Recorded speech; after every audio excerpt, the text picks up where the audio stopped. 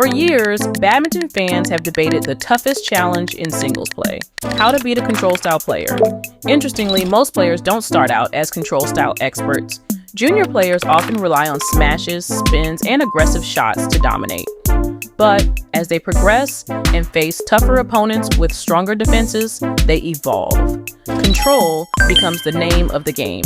Long rallies, strategic placement, and unshakable patience. These players seem to dictate every move, turning the game into their own carefully choreographed masterpiece.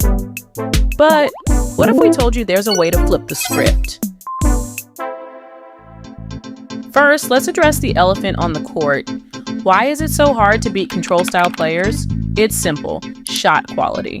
The best control players, like Kento Momota, excel at keeping rallies long, consistent, and utterly frustrating for their opponent. Their precision minimizes opportunities for pace changes, leaving aggressive players like Anthony Ginting struggling to find openings. Here's the thing: the better their shot quality, the harder it becomes to disrupt their rhythm. And rhythm is the lifeblood of their strategy. So, how do you break their control and turn the tide in your favor? Let's talk counterplay. The first strategy: disrupt their movement. Here's a secret: control players thrive on consistency, but their precision comes at a cost.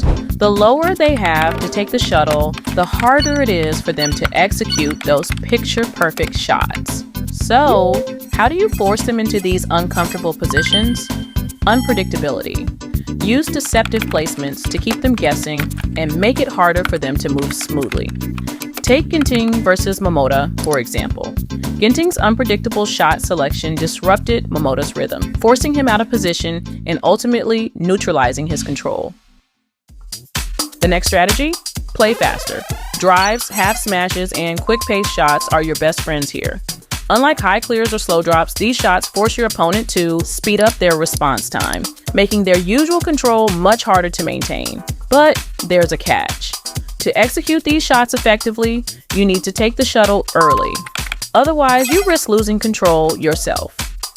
Now, here's where things get interesting. Combine speed with unpredictability.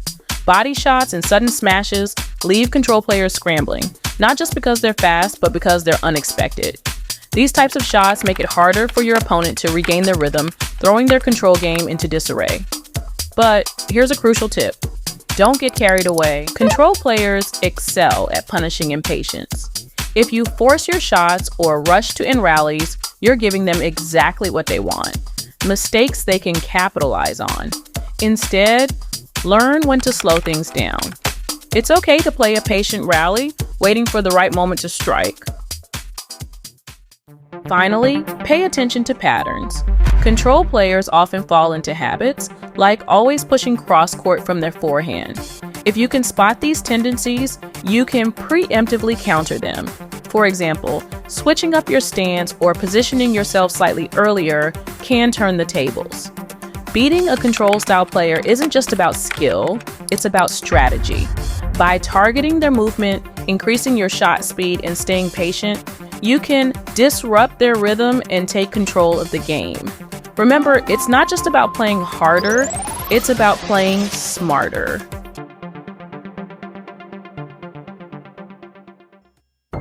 As we celebrate this incredible sport, we must also shine a light on a darker side of the sport.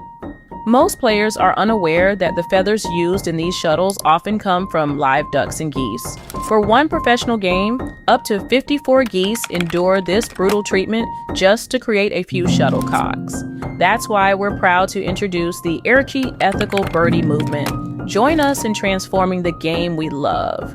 Together, we can choose cruelty-free alternatives that uphold the integrity of badminton. Let's make a difference, one smash at a time.